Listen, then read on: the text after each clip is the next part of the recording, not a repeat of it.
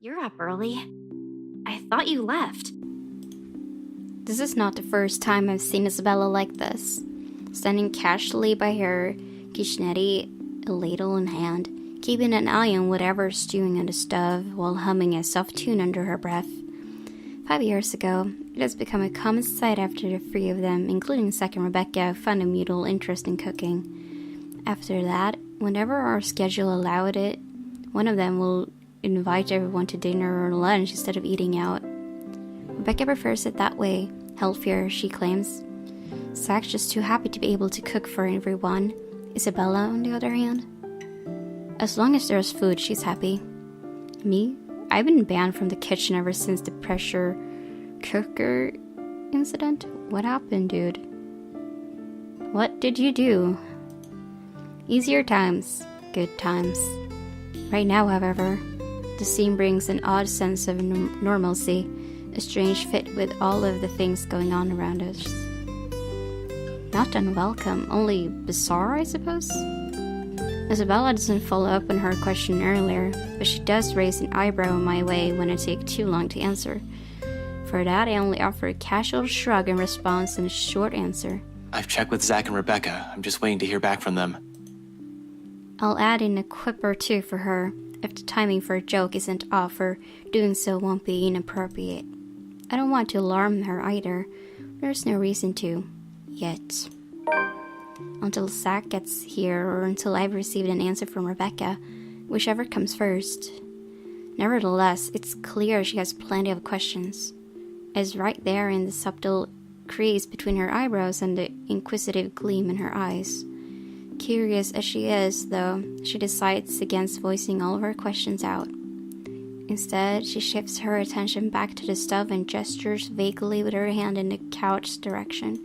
Well, if we're going to wait for them, don't stand around there. It's getting distracting. You're just cooking. How am I distracting? I don't know. Something might explode again, maybe. Zach's kitchen ban for you is also in effect here, you know. Now stop hovering. You'll ruin the food. I'll be done here soon. She leaves no room for an argument by swatting the ladle at me, and just like that, I've been kicked out of the kitchen. Left with nothing else to do, I drift back to her tiny living space and slump down on the couch. Closing my eyes, I allow the noise from the television to guide my thoughts. The ones I've been keeping at bay, freeing them from the cage I built around them, so I wouldn't have to think. One by one, they trickle back into my consciousness, each more frightening and unnerving than the other. So many things going on. So many things is happening. Papers we've gotten from BRC doesn't provide any comfort either. Seriously, is there even a point to those after last night? What will asking those people do? If anything, this only proved there might be more copies of that dumb piece of paper. We have one here, but how many exactly is there out there? More importantly, how do we get out of this stupid mess? Ashton! Damn it, I haven't felt this kind of bone-weary exhaustion in years. I don't want to think what might happen next in case I miss something. Shit. Rebecca, Zach, Isabella. They're all depending on me and... Ash! The voice snaps me out of my thoughts, abruptly wiping away everything running a racket inside my head.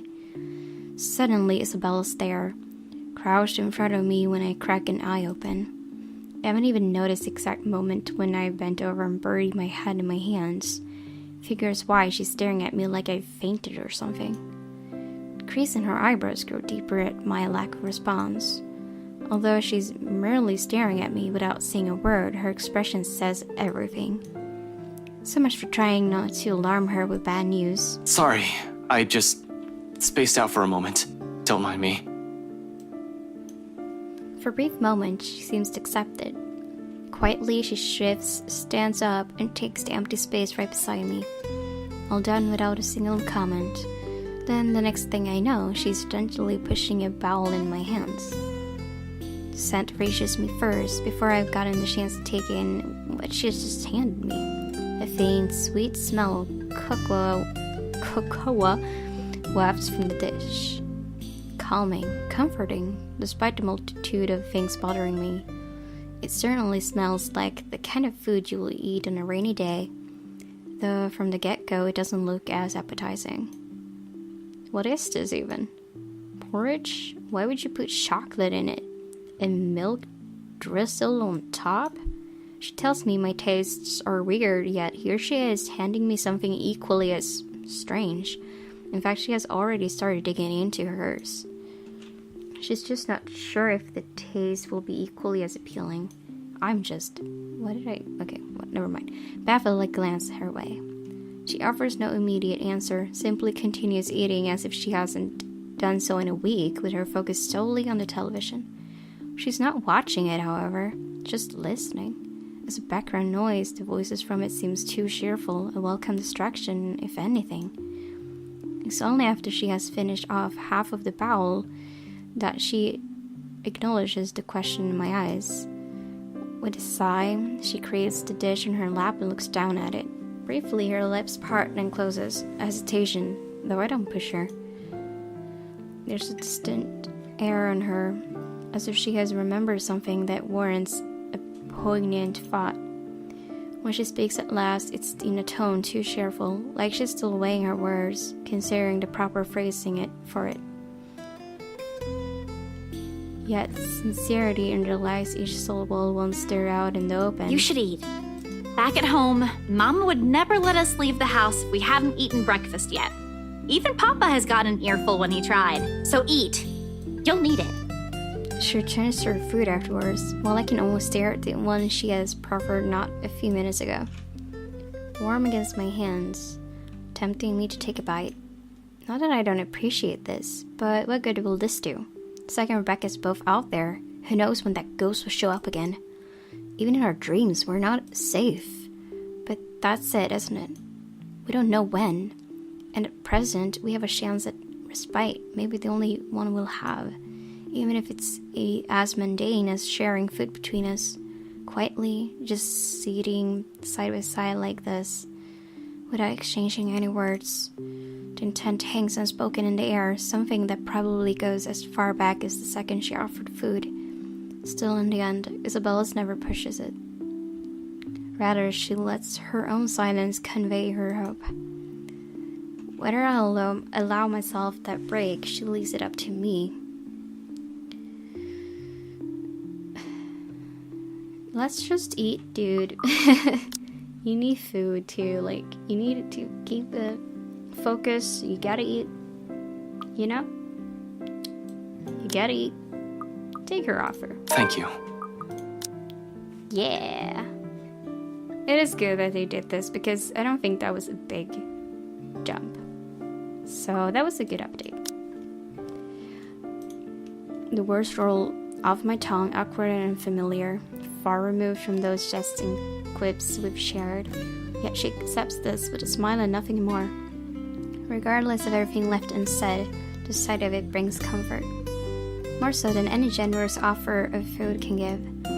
Though we both lapse into silence as we finish our food, there's ease in it, in this, in the muffled sounds of Luxburn filtering into the room, in the light streaming from our windows, and the faint draft occasionally drifting in, catching the loose tendrils of her hair. In the way her voice falters when she tries to form words.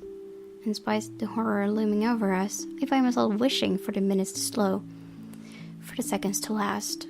But ultimately, she's the one who breaks it, softly, after minutes pause, in words mumbled under her breath. Sometimes silence simply compels us to speak. I've been wondering, before last night, before Mama told me the news. That was compels, by the way. I just realized what the freaking word was. Anyway. What if Papa passes away, despite everything? That sort of thing. I know it's not good to think about, but... But wasn't he dead already? Isn't he dead? What? What's going on? I'm so confused. What did she say before? Oh, before Mama told me the news. Yeah, okay. I also knew it was getting worse. Mama won't say anything, but I've always known that one day, he'll eventually. She releases a sigh as her grip on the barrel she still holds tightens. There are no tears, but she might as well have them with how weak her voice falls. Are there even any left? I don't know what I'm going to do. Before, I can easily say it's because of Papa. Now, I don't have anything. You have that scholarship from Lux U. Were you going through my personal papers while I was sleeping last night? I don't really have to. You left it sitting in the open, right there on the table. Like there's still anything to hide, and she snatches it away from where I placed it earlier. Expect there's no anger or annoyance in her face when she looks at it and rereads every line with a pensive expression. After a short while, she folds it neatly along the creases and sets it back. I don't even know if this will work out. Well, if it doesn't, what about that exhibit you've been planning with Zach? Do I even have to ask where you got that? Zach sucks at lying. You have no idea how easy he is to read. It was all in his face when I asked about it. And anyway, if that doesn't pan out too. I trail off, hesitating, measuring the weight of my next words. Genuine as they are, a part of me believes they're a burden, too heavy to impose upon her. Because no matter how much I want her to stay, we're not what ties her here. It'll be selfish to ask that of her. More than anything, her family will always come first. I say it nevertheless, if only to let her know that no matter what her choice will be, there will be people here whose lives her mere presence has changed. Mine most of all. You have us. The words startle her to a pause, and slowly she turns to me, her eyes wide, disbelief all over her face. Ooh. But before regrets force an apology up my throat, her expression dissolves to something I can't quite place.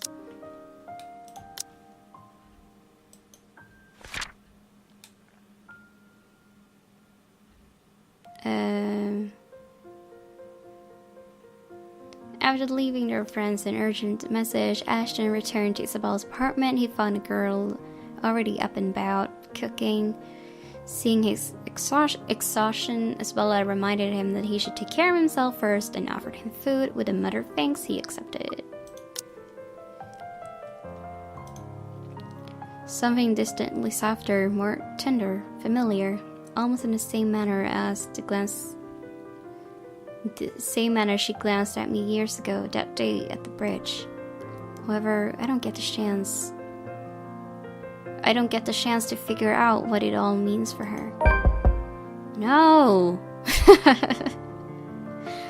All of a sudden, a knock breaks the moment, and just as fast, both our attention shifts towards the source. Before things can get awkward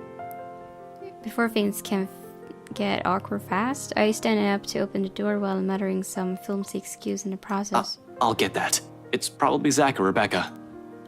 Really, I know we're in a pinch, but their timing can't get any worse.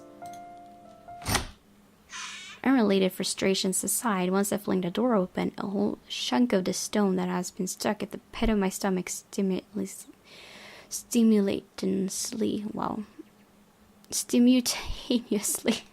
okay, unseats itself. There in the hallway stands Zach, his hand raised ready for another knock. Zach, you're alive! I'm so glad. Although he's not at his most presentable at the moment, ruffled and drenched with sweat as he is, relief quickly washes over me like a tide. He's still panting when he pushes me aside and heads in. And he's been, experiencing some crazy stuff too now. The second his feet crosses the threshold, he scans the place, eyeing what little he can see of the room from the doorway. When he finds none of whatever he's looking for, he turns to me with a questioning look, one that has a hint of panic in it. You said it was urgent. Did anything happen? Is it Becca? Bella? Everyone's fine. Well, Becca's not here. She went somewhere this morning and hasn't answered any of my calls yet. But Isabella's... I'm here, Zach. Morning. His weight shifts at the same time the stiff line in his shoulder eases. Once Isabella walks up to us and welcomes him with a smile. He relaxes then, turns her greeting and kind as soon as he has let out breath he has been holding and tension's finally off his body. So, nothing's wrong? Why'd you call me here for then? My explanation can wait. He has a lot of explaining to do. The fact that he went to Anselm alone for some godforsaken reason warrants a proper one. Ghost or not, he's already been given a warning. It frustrates me to no end. This might be the plan he mentioned the last time we spoke. I get that he's worried about Hannah Wright. Somehow they become friends, but that's not the issue here. Not when there's a murderous ghost who might go after one of us at any given time. Sure, Zack made it here in one piece. By some dumb luck, he's alright, and this takes one off the list of people I need to worry about. Frankly, as annoyed as I am, I can't just stay angry at him when I look at the situation that way. Hell, if that call didn't connect in the exact minute, there might have been a chance he wouldn't be standing here. This is a blessing in itself. The first thing first, some things still need to be discussed. I don't know what to say. I don't know.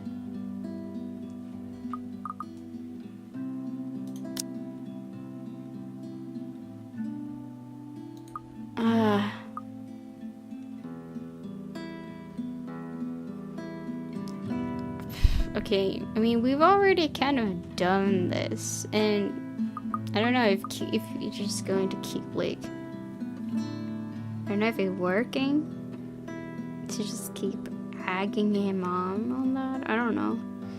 It would be the most logical thing to do. That would have probably would have been what I would have said in that situation, personally. But I don't know. I'm gonna try. You're okay. I'm going to show that I care, I guess. We'll see. Haha. Alright. Except when I open my mouth, the only thing that spills from it is my own relief. Despite myself, despite the rational part of my brain screaming everything wrong about Zack's neat little plan. We had so many close calls within just a single night. Zack showing up in Isabel's doorstep, alive, whole and unharmed. I might as well take comfort in that while I still can. You're okay. You did tell me not to do anything stupid. Right. Suddenly, the whole room feels too heavy, and all I'm able to do is drop down on the couch. A headache also threatens to burst in the same moment. Or perhaps this is what release from anxiety feels like. Regardless, I reach up a hand to pinch the bridge of my nose, even if it'll likely do nothing to alleviate the impending pain. Christ, you were right there! We have this stupid curse thing going on, and you were right there! You just walked up inside a private property! Those people can easily sue you for breaking and entering, and that's the least of it. I know, Ash. But I can't just leave things as they are. I've got to do something. God damn it, Zack, I was worried! Unexpectedly, he laughs. Not the half-hearted sort he makes when he's awkward or coming up with an excuse. A genuine one. Before my annoyance grows again and I snap at him, though, he suddenly catches me in a headlock. His arms looping around my neck while he grinds his knuckles. This is a disaster. While he grinds his knuckles against my skull. Helpless, I squirm under his grip in protest. Even then, it's hard to do so when you're up against a 6-footer. Zack! Right, he's quite short, isn't it? I mean, he's definitely taller than me. Definitely, but still. So he's... Oh boy, he's tall. 164 centimeter. I mean, compared to me, he's still really tall. I hope that I'm 150, but I might be 149. Yep. That's my sad reality. Anyway. Aw, he's worried. Why didn't you say so? That cool act ain't gonna fool me anymore. Let go! He relents soon enough, though only after he's done ample damage in my hair. I hate it when he does that. For a few moments there, the tense mood finally lightened up, and everything felt like how it used to before this whole mess began. Makes appreciating little moments like this easier. Still. Seriously, Zach. Why are you even there? Told you already. I was looking for you. Why? Why would I even go there? Well, you mentioned a plan with Isabella here. I assume that's where you guys went, since that's where she found the letter. Sorry. I was really at a dead end. The logic in it stuns me to silence, to say the least. Then I remember his hesitance, right? The tone he has taken before agreeing to go look at the hair, and all at once my anger from what he's done wanes. Partly this is my fault for keeping things vague. I can't berate him for assuming that when I've only left him with vague answers. You could have called me. I did. I didn't receive any, and my phone was with me. You're kidding, right? I was at it the whole night. The whole atmosphere in the room changes in 2 heartbeats. Back again to the tension-riddled one plaguing us. Zachary stares at me like I've grown another head. Then gradually he shifts his attention to Isabella. The expression in his eyes, questioning, asking for confirmation, like my word can't be trusted. Not that I'm holding it against him. I can't even believe the things coming out of my mouth these past few hours. Meanwhile, Isabella stays quiet.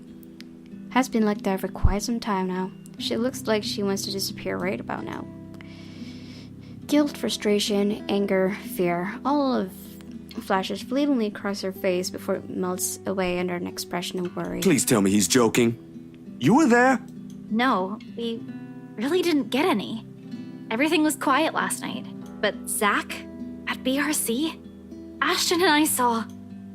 She never gets to finish that. Sup, I'm Ash from New York City. Baggers, watch out. Can't beat me. Looking for trouble? Better not lie. I'm a cool dude. Pretty fine for an Asian guy. Sup, I'm Ash from New York City. Abruptly, Baggers, my watch out. phone Can't rings beat again, me. Looking for blaring its trouble? badly Better sang not lie. ringtone throughout I'm the a whole cool room. Dude. Pretty fine for an Asian guy. Both of them pauses, Sup, I'm waiting, Ash and I from pull it New up to York check the City. caller Baggers, ID. watch It's Becca. out. Can't beat me. Looking for trouble? I'll tell her to get Better here as not soon as she lie. can. I'm Excuse a me. cool dude. Pretty fine for an Asian guy. So, Sup, I'm Ash without from another New word, York I City. slip out of the room and Baggers, answer watch the out. call. Can't beat me. However, the tone she assumes isn't what I'm hoping to hear. Ashton, are you there? Was this right? This is right. Yeah, she's just been chased in the library. Ragged, a bit out of breath, there's a tinge of urgency in it. Listening to her from my side of the line makes it seem like she has just run a marathon prior to this call. Becca, where? I got your message. What happened? Nothing. Yet?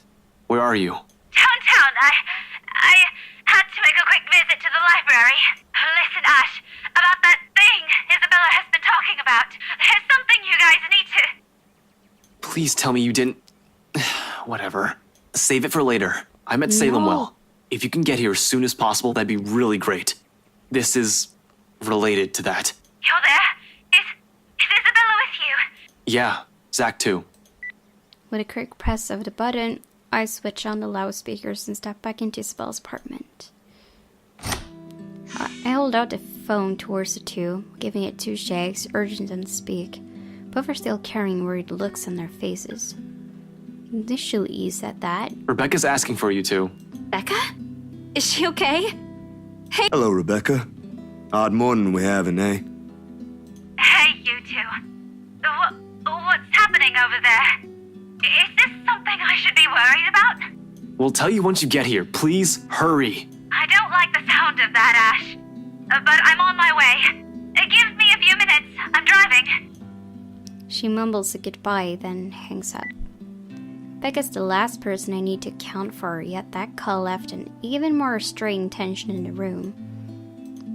Thankfully, we don't have to linger in it for too long. She only takes a matter of minutes to get here, and the second she steps into the room, Isabella clings onto her. I'm so glad you're okay.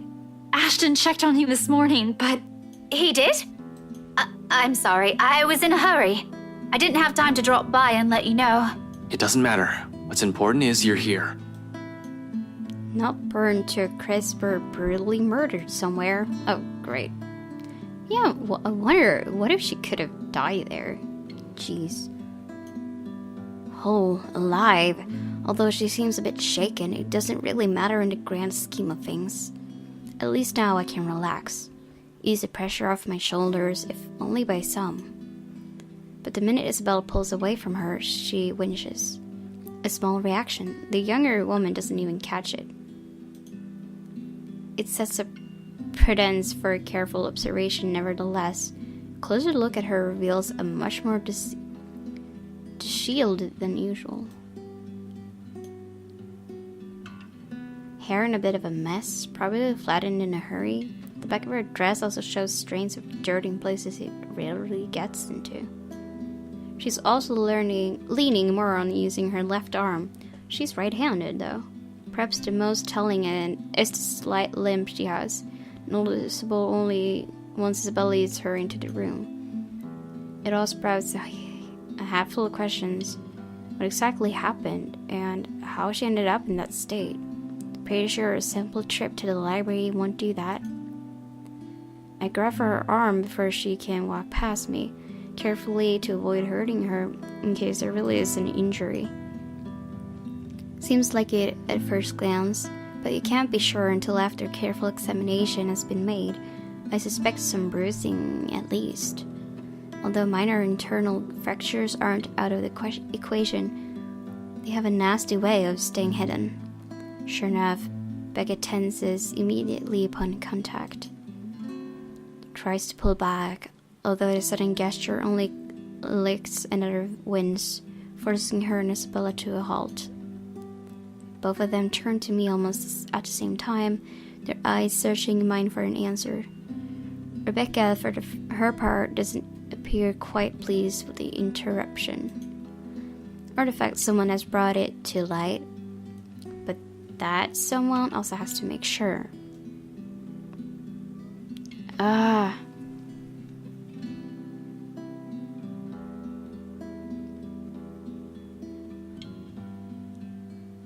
Well,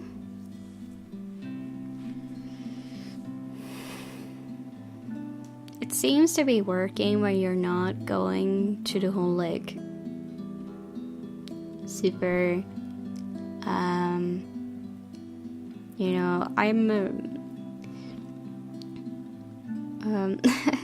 how should I put it, like when you're trying to be more, I guess you're showing more sympathy rather than telling them if they did something wrong, right? But I don't know. This just makes me feel kind of like bad because I would be more like that personally too, so I don't know. Our relationship isn't the best. I guess I'll just go with, are you alright? You okay? You're limping. Woo. As expected, she tries to hide it. This time, when she squirms from my grasp, it's with enough force. She almost stumbles back if Zach hadn't caught her by the elbow. Even with two more people shooting her concerned looks, she's swift to shrug it off. It's fine. I just had a little accident. Little accident? Hard to believe when her other arm's nursing the supposedly fine arm. Isabella doesn't buy any of it either. In a library? Well, yeah. It kinda caught me off guard. Something's happened there, hasn't it? I don't have to elaborate on the question further. Shortly, she goes very still and the hand placed over her right arm shifts ever so slightly, its grip on the limb tightening. Not too firm to hurt, but just enough for a gesture of comfort for herself. Rarely she casts a glance at everyone in the room, but only the ones she spares for Isabella lingers longer, and in that moment, something unspoken passes between them. An understanding. It strikes me seconds later how utterly familiar her expression is. It's the same one I've seen far too many times in Isabella. Since that day at the movie house, every time her attempts to warn us have been severely dismissed. Let me see. Can we? We have to check if it's bad. Rebecca hesitates for a moment. Then after a minute of consideration, she sighs and reaches for the hem of her sleeve, raises it just enough for Isabella to take a good look at it. Not swollen, but a large portion of her skin starting to turn an ugly shade of purple. Oh, that is gonna be one hell of a nasty bruise. Tell me about it. It was a library cart that hit me. You know, the old metal ones they keep near the history section. Ouch! Like I said, nasty. But she's there? She went after you. Yeah, I was in the archives, looking something up. Suddenly, she was just there. Well, she was using my own students against me. What kind of terrible person does that? Oh, it makes my blood boil. You should have just ran. That woman's not something you can hit with a book. Laugh it up, Ashton. I did. Then the bloody cart came out of nowhere. And you know what? If it weren't for a damn book, I would be dead by now. Silence descends in the room as the gravity of that one word hits all of us. Dead. Another close call. Another would have. Another one we've narrowly avoided. How long can we keep this up? We're bound to break at one point. No normal human being with a sane mind can last like this. It's a miracle Isabella hasn't cracked yet. After all, she was the one who found that ladder. I've expected her to have caved in by now, yet her voice, calm and composed in the face of this, is what cuts through the thick air. I'll go get a cold compress for that arm. You guys take a seat first. Ashton and I, we have a lot of things to talk about. That marks the end of it, at least for the time being. And as soon as Isabella returns and hands Rebecca the cold compress she promised, we get straight down to business. Surprisingly easy, considering the rigid air in the room. Although there's some tense fumbling for words at first, the whole conversation gains steam once what happened last night at BRC has been put on the table. All at once, everything we brushed off, carelessly ignored and rudely dismissed, had been laid out for close scrutiny. Sex encounters with a woman in his dreams, Rebecca's close brushes with Dove, and every time she appears, the dread, the fear, the terror she brings out even in the bravest of us. Everything. Because no matter how bleak this all seems, there must still be a way out of this. There has to be. Logic be damned. Can Becca please mention poor Marianne and how she asked her about the legend and shit? Because somebody save her. I feel so bad. I put her in there. I did. By freaking befriending Hana. Ugh. Damn it. Let's just read the journal.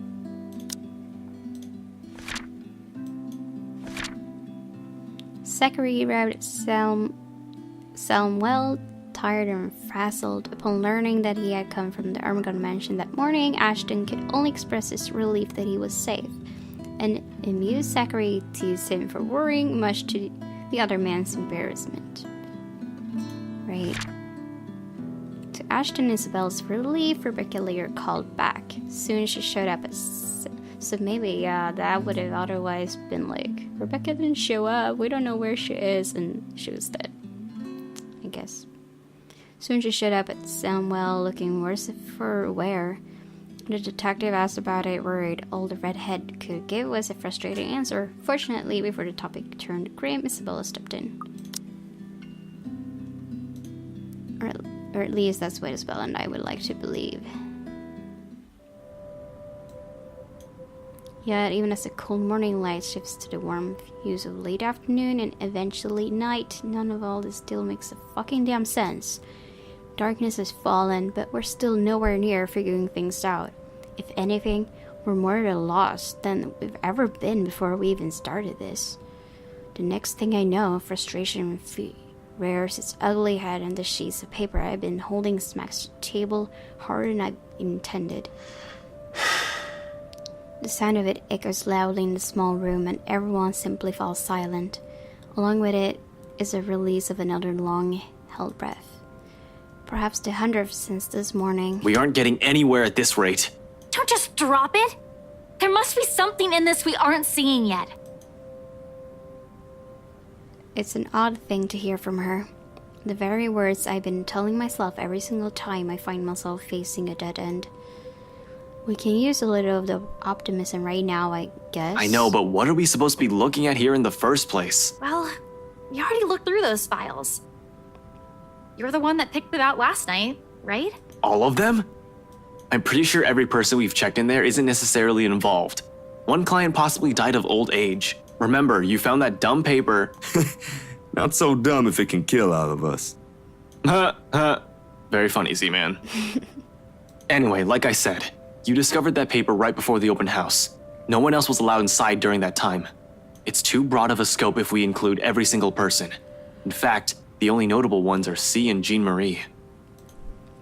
But we're going to include them in the count. Shouldn't there have been more than enough people to end this fucking curse already? Exactly, because that was the prank those kids did. We know this now, right? Okay. How does this thing even work? Yeah, okay. They went in and out of this place. But no, you still don't get it. What I'm trying to say about those clients is... Maybe there's more than one of it. Even my friend, the priest from the cathedral. He's been acting strangely. Father Norman? Him too? Yeah, I visited him a few days ago. He was hysterical. They think he's sick, but I have a feeling what might the real cause be. I knew it. I shouldn't have asked for his help. He was only trying to help too. It's not your fault. There might be more than one of that paper going around that we don't know about. More to this. I mean, look at all this stuff Rebecca brought with her. Apparently our teachers have been lying to us all these years. So who knows? Hey, now don't blame us. Blame the bloody books they wrote. Quietly, Isabella reaches for one of the papers Rebecca has brought with her and carefully inspects the words printed on the page.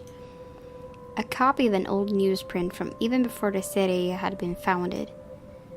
Her eyes narrows with each line and it passes, but lingers at the illustration of the noblewoman's servant. Why do they have to keep this in the restricted section?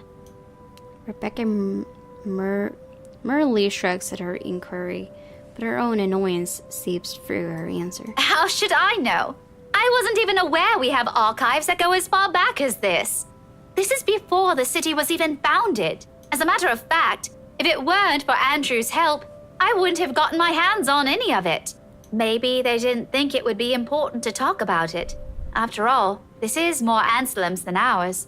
That or some old bugger's hiding something. Why else would these tell a completely different story? Revising what's written seems a useless endeavor on its own when you have nothing to gain from it. Thanks to those, we're also missing a lot of things here. Okay, so I got a comment about this theory about that there were theories about the London Bridge song. It was about a child sacrifice, and he was speculating that maybe Kylie might like get killed or sacrificed or something like that. But now with all of this, I'm thinking that perhaps this woman who's dead, the ghost, maybe she was the sacrifice for the bridge or like the town, for the building of the town. Maybe that's what happened. Like, I don't know, it doesn't make really a lot of sense right now, but she was burned to death. Maybe that was some sort of weird ritual, you know, like something religious, because they saw her, you know, color a witch. So, I mean, it was religious. So it was like a sacrifice, I suppose. Maybe, I don't know, maybe they thought that would also bring fortune for the new town or something like that. And that was the reason why she got killed. You know, she wants revenge on, yeah, the place. It's just a thought. But I mean, I wouldn't be surprised if Kylie still can get killed. And maybe that's like the next sacrifice. Like, you need to sacrifice another, like, innocent soul or something strange like that. We'll see. But yeah, that's interesting. I think that's an interesting thought. All we have to go with is the mansion, the letter, and all the stuff selfish people have been keeping from the public. But what else?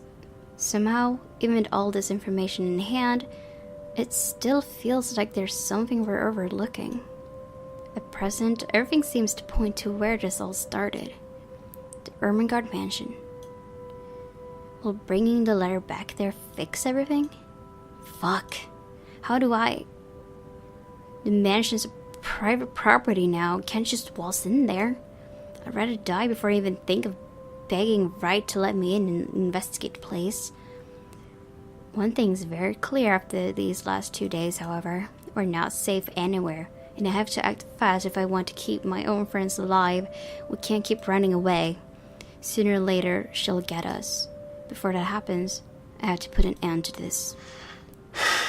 Sighing, I stand up and stretch out the kinks in my back, and after several hours of sitting, we've been at this far too long. A break is needed, time to let everything sink in, or else we'll all burn out. I know I will, and it's another thing I cannot let happen when they're all counting on me like this. Albeit unspoken, it's in their eyes as they look up at me. They're waiting. We've been at this since morning. We should take a break for a few. Oh, no, okay, oh no. The rest of it never makes it out of my mouth as something having grating sounds from the far end of the room. A harsh booming noise running through the eardrums of everyone in the room. I'm just hating this noise right now because I'm wearing like overhead earphones. So it's really, really loud for me. All at once, the three of them are on their feet, while I quickly palm for my gun on the table. However, before I can pull it up and remove the safety, the whole racket stops. Stillness descends in the room, and amidst a sudden hush, the four of us exchange anxious glances. So much for break. Ashton, that might be... Gather everything. No questions asked.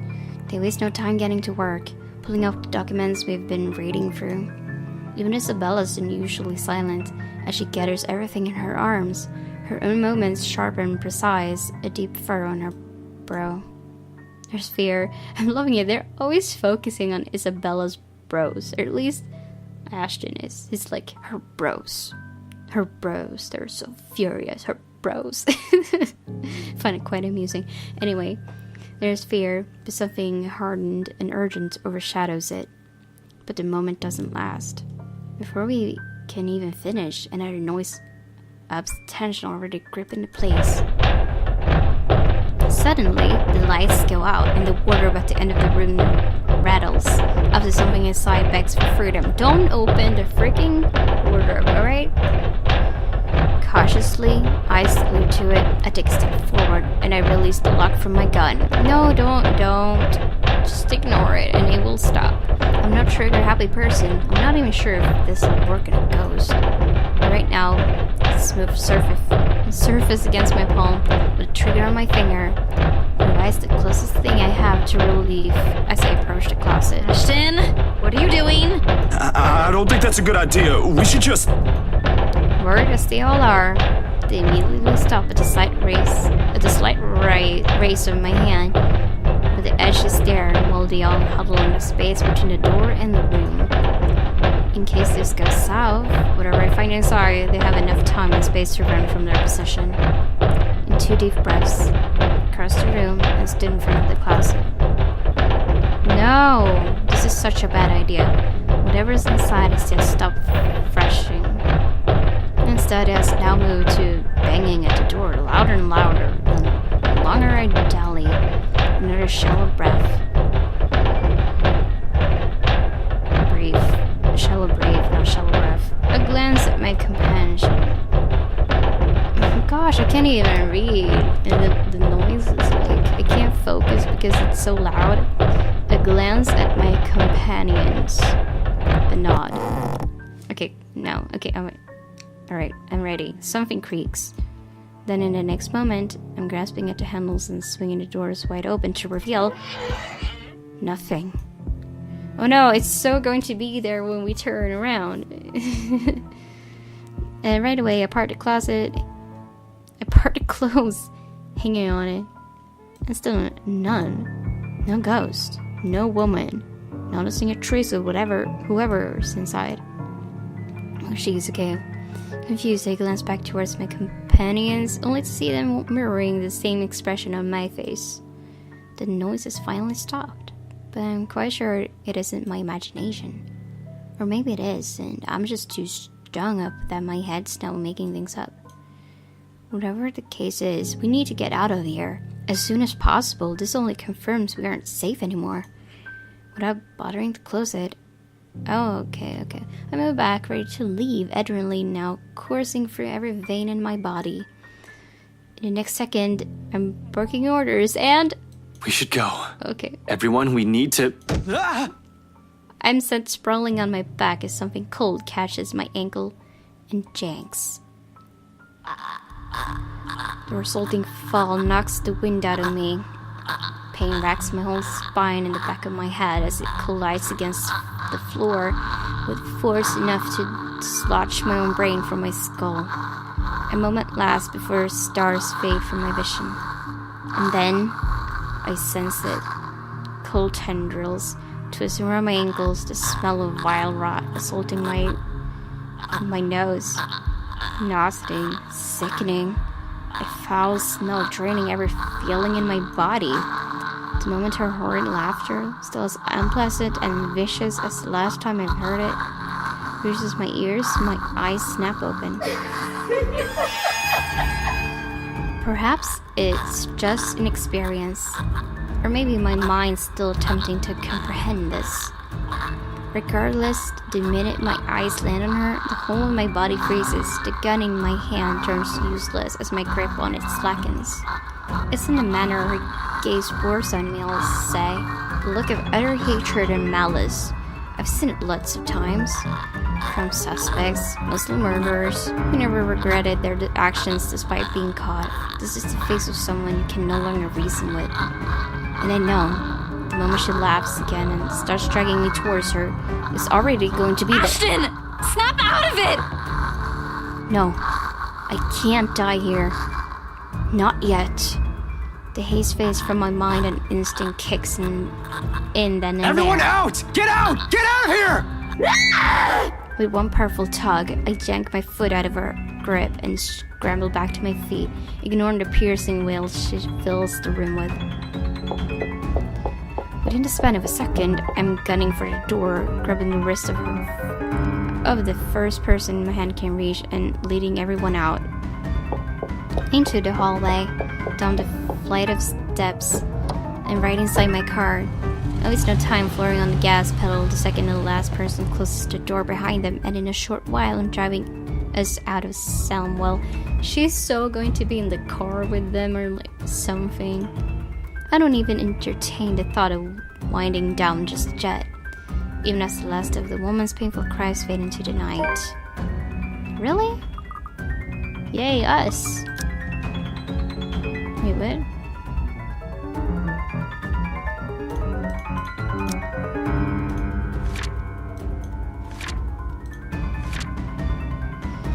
With the help of his friends, Ashton tried to find a way to free themselves of the curse, piecing together what they currently know. Before they could figure it out, a ruckus coming from Isabel's closet broke the silence of the room.